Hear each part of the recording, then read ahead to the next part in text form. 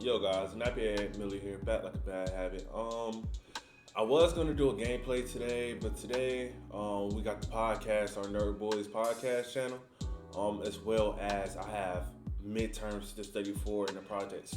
Today we're gonna go ahead and do one of the checklist videos. I'm trying to do it once a week or once a month, but today I've been having some things on my mind and I want to talk to you guys about it. But before the video starts, let's go ahead and get the question out the way. What one toxic trait do you feel as though you can't get rid of? By the question and by the title of the video, you're gonna know it's gonna be we're talking about toxic traits. Toxic traits are things that negatively impact your personality. It's a party. Everybody has some type of toxic trait, no matter how much people want to say, "Oh, I'm all about positive vibes." You always have one negative trait. It's yin, it's the yin and yang. You're never gonna be fully positive, and if you're fully positive, I don't want to be around you all the time. I'm just gonna be honest with you. I can't be around 100% positive people because to me that's showing that you're fake. You're showing that you're fake, that you're positive all the time because negative things happen, and I'd rather see you on your ups and downs than just your ups. That's just me. But I'm going to talk about mine. I have two, honestly. I would say my first one is I am very pessimistic when it comes to things. I am not a super hopeful person. Growing up in Detroit, you don't get to be hopeful all the time.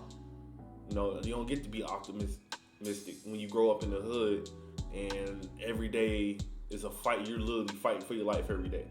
This isn't a joke, people. I literally used to let me tell you a story. So where I grew up at, when I was growing up, we moved to Finkel, Illinois. So Finkel, Illinois is an area in the inner city. When you talk about the inner city of Detroit, this is the inner city of Detroit, West Side. So my neighborhood, we used to stay across the street from a drug dealer. Right next door to us was another drug dealer. Right across the street, like I'm surrounded by drug dealers, literally. When I used to walk, people used to try and recruit me into gangs. Drug dealers tried to recruit me to help them sell, and luckily, I had video games to kind of keep me out of it. Video games were my way out of the real world. So growing up, this happy child, childish as hell. Walking to school, you don't want to be in the gang, so every day you're literally fighting. Plus, I'm 6'5". I am 6'5". So, picture being 6 foot in the 6th grade. Yeah, you're a prime target for everybody to fight you to prove how much of a punk you are so they can get clout. You know what it is? So, picture that from 1st grade to high school, fighting almost every single day. Like, I'm not even joking with you guys. I literally almost fought every single day. I say the only year I didn't fight growing up as a kid was my junior year. That's the only year I didn't get into a fight at some point of the school year. So you grow up and your hopes and dreams, you go from that to saying, man, maybe I ain't gonna get out of this situation. Beating yourself up. Now you go to the military. Now you're older, you go to the military. And that still is lingering with you. And you're like, well, maybe I'm not gonna make it as a Marine. Maybe these relationships aren't gonna be good for me because I'm still, and it developed into something worse to the point that, a couple of years ago, I noticed like, why am I so negative about everything? You know what I'm saying? Even now, and this leads into my second trait. My second trait is I don't trust.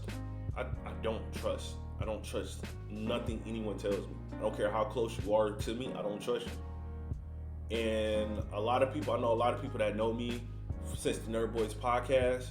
They know the situation that happened. But even before then, I didn't trust people. Grow up.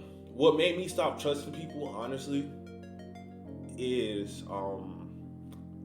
I love my cousin to death. My cousin DeAndre, I love him to death. But the day he lied to me about my auntie's passing, it made me not trust people because it's like, how could you lie to me about that? You know, my auntie Paulette, she passed when I was a kid. I had to be in third grade when this happened. Apparently, she had 3 strokes, and you know, I grew up around her. I grew up around her teaching at my elementary school at Thurgood Marshall. I remember I used to get into fights and they wouldn't call my mama. They would take me straight to my auntie before they suspended me. Like, I had to deal with that. But I loved her to death. Like, that was like my mom's when I wasn't around my mom's. You know what I'm saying? And I never forget my cousin lying to me. And I understand why he did it, but it hurt me more that he did it because I guess he thought I wouldn't have understood as a kid. Because I asked him, like, I remember they all went to the hospital that night. And I see my mama crying. I'm like, hey, DeAndre, is auntie all right? He looked at me, he's like, yeah, she fine. And then my mom's, you know, everybody, if you have a black mother, you know your black mama plays that one song when something is wrong. So my mama's song is It's Been Too Long by Aaliyah. So, well, it's Lost Without You, but you know what I mean. When that song comes on, we know it's a death in the family. That's like instinct at this point.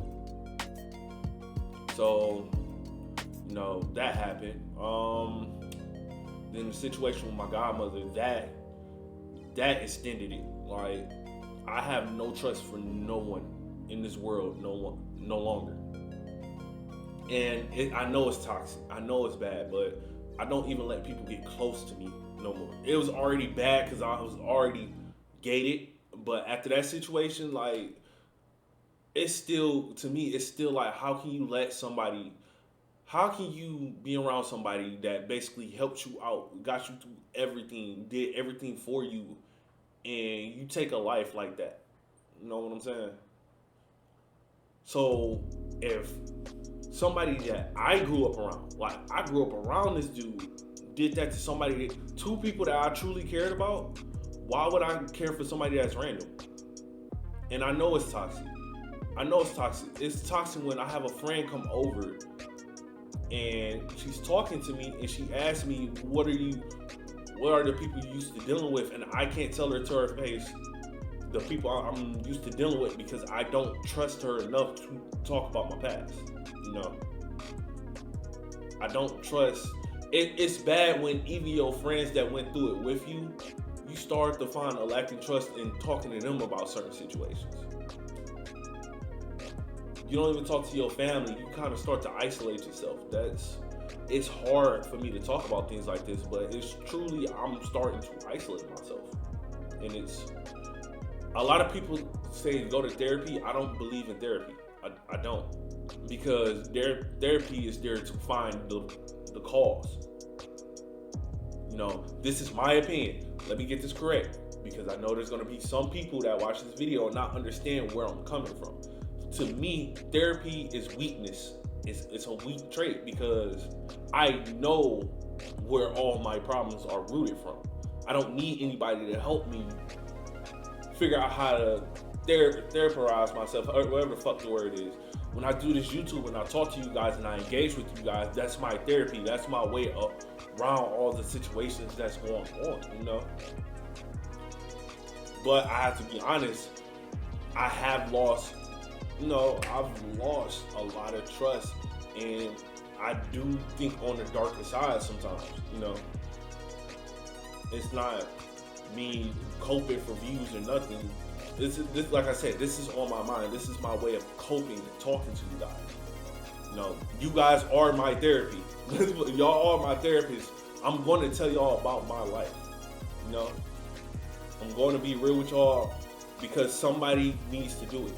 Somebody needs to be able to tell their story so somebody else that's probably going through the same situation or feel the way I do, you know, they'll have somebody to rationalize, because that is the scariest thing, feeling as though you don't have nobody to talk to. And in all honesty, I feel as though I don't have anybody to talk to. Not because I don't have anybody to talk to, it's because I don't want to be a burden on anybody that I care about. You know? I never want to be a burden on anyone I care about. I could, if I really want to, I could talk to AK at on the Nerd Boys podcast about my situation. I could talk to my brother JP, whose mother was sadly taken away. You know, I could talk to my sister Della, whose mother was sadly taken away. I could talk to them about how I'm feeling, but I don't want to put more burden onto the problems that they have already. I don't. That's how much I love them to death, is that I don't want to do it. And maybe that's another toxic trait, is that I don't want to talk to people. Maybe I probably do need to go to therapy. And I'm on YouTube saying this. Maybe I do need to go to therapy. But, you know, the first step is admitting, saying something is wrong. And this is a video of me saying something is wrong again. But that's gonna be the end of the video, guys. Question: what toxic trait do you feel as though you cannot get away from? You know, share this video. Share it with people that truly need to hear this message. That truly need to hear somebody talking about something that they're going through. You know, don't just like and skip over it. Share this. This is an important video, because somebody probably needs to hear this from somebody that's going through it right now. But yeah, like, share, subscribe. This is Nappy Head Millie. Peace.